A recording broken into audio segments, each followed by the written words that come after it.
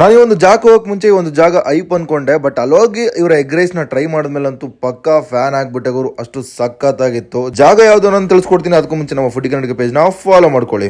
ಈಗ ರೀಸೆಂಟ್ ಆಗಿ ನಮ್ಮ ಕಾಮಾಕ್ಷಿ ಪಳ್ಳಿಯ ಪೂರ್ವಿಕ ಆಪೋಸಿಟ್ ಅಲ್ಲಿ ಇರುವಂತ ಶ್ರೀ ಕಾಲಭೈರವೇಶ್ವರ ಕಬಾಬ್ ಸೆಂಟರ್ ನ ಒಂದು ಜಾಗಕ್ಕೆ ವಿಸಿಟ್ ಮಾಡಿದ್ವಿ. ಇದು ಶುರುವಾಗಿ ಸುಮಾರು 30 ವರ್ಷ ಆಗಿದೆ. ಮಧ್ಯಾಹ್ನ 1 ಗಂಟೆಯಿಂದ ಸಂಜೆ 4 ಗಂಟೆವರೆಗೂ ಎಗ್ ರೈಸ್, ಕಬಾಬು ಮತ್ತೆ ಲಿವರ್ ರೈಸ್ ನ ಸೇಲ್ ಮಾಡ್ಕೊಂಡ್ ಬರ್ತಾರೆ. ಮತ್ತೆ ಸಂಜೆ 6 ಗಂಟೆಯಿಂದ ನೈಟ್ 10 ಗಂಟೆವರೆಗೂ ಸೇಮ್ ಐಟಮ್ ಸಿಗುತ್ತೆ. ಬಟ್ ಸಿಕ್ಕಾಬಟ್ಟೆ ರಶ್ ಇರ್ತಾರೆ. ಕ್ಯೂ ಅಲ್ಲಿ ನಿಂತ್ಕೊಂಡು ಇವರ ಎಗ್ ರೈಸ್ ನ ಟ್ರೈ ಮಾಡಬೇಕು. ಅದಲ್ಲದೆ ಬೆಂಗಳೂರಲ್ಲಿ ದೊಡ್ಡ ಬಾಂಡ್ಲಿಯಲ್ಲಿ ಎಗ್ ರೈಸ್ ಮಾಡೋದು ಇವರೇ ಅಂತಾನೆ ಹೇಳ್ಬೋದು. ಅಷ್ಟು ದೊಡ್ಡ ಬಾಂಡ್ಲಿಯಲ್ಲಿ ಎಗ್ ರೈಸ್ ನ ಮಾಡ್ತಾರೆ. ಬಟ್ ಖಾಲಿ ಆಗ್ತಾನೆ ಇರುತ್ತೆ. ಒಂದು ಬ್ಯಾಚ್ ಅಲ್ಲಿ 30 ಎಗ್ ರೈಸ್ ನ ಮಾಡ್ತಾರಂತೆ. ಇಲ್ಲೇನಪ್ಪ ಮೇನ್ ಹೈಲೈಟ್ ಅಂದ್ರೆ ಯಾರೇ ಎಗ್ ರೈಸ್ ತಗೊಂಡ್ರು ಕೂಡ ಎಗ್ ರೈಸ್ ಮೇಲೆ ಲೈಟ್ ಆಗಿ ಲಿವರ್ ನ ಹಾಕೊಟ್ಟಿರ್ತಾರೆ. ನಾವು ಕೂಡ ಒಂದು ಎಗ್ ರೈಸ್ ಆಫ್ ಕಬಾಬ್ ನ ತಗೊಂಡಿದ್ವಿ. ಲೈಟ್ ಆಗಿ ಲಿವರ್ ಹಾಕೊಟ್ಟಿದ್ರು. ಲಿವರ್ ಜೊತೆಗೆ ಎಗ್ ರೈಸ್ ಅಂತೂ ನೆಕ್ಸ್ಟ್ ಲೆವೆಲ್. ನಾರ್ಮಲ್ ಆಗಿ ಎಗ್ ರೈಸ್ ಟ್ರೈ ಮಾಡಿದಾಗ ಲೈಟ್ ಆಗಿ ಮಸಾಲಾ ಅನಿಸ್ತು, ಬಟ್ ತಿನ್ಬೇಕಾದ್ರೆ ಮಜವಾಗಿತ್ತು. ಕಬಾಬ್ ಕೂಡ ಲೈಟ್ ಆಗಿ ಜ್ಯೂಸಿ ಆಗಿ ಟೆಂಡರಿ ಆಗಿತ್ತು, ಬಟ್ ಲೈಟ್ ಆಗಿ ಆಯಿಲ್ ಜಾಸ್ತಿ. ಸೋರ್ಲಗಳ ಒಂದು ಒಳ್ಳೆ ಬೆಸ್ಟ್ ಎಗ್ ರೈಸ್ ಜೊತೆಗೆ ಲಿವರ್ ನ ಹಾಕೊಂಡು ತಿಂದ್ರೆ ನೆಕ್ಸ್ಟ್ ಲೆವೆಲ್ ಇರುತ್ತೆ. ಮಸ್ಟ್